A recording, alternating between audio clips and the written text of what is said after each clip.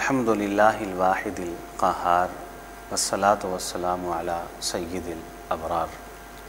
अम्मा बाद। सवाल ये पूछा गया है कि क्या कोई औरत अपने मंगेतर से निकाह से पहले मोबाइल पर या वैसे किसी भी एतबार से गुफ्तगू कर सकती है या नहीं। तो जवाब इसका ये है कि दीन इस्लाम ये दीन फितरत है। ये इंसान को किसी भी एतबार से मोहब्बत से मना नहीं करता, लेकिन शरीयत इस्लामिया ने ये पाबंदी लगाई है कि आप मोहब्बत ज़रूर करें, लेकिन कब?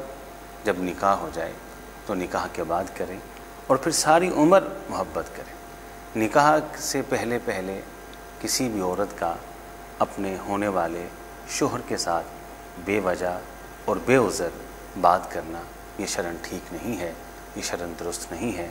अल्लाह ताला हमारी हालत के ऊपर रहम फरमाए।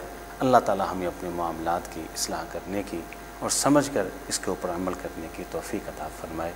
व आखिरु दावाना अल्हम्दुलिल्लाहि रब्बिल आलमीन।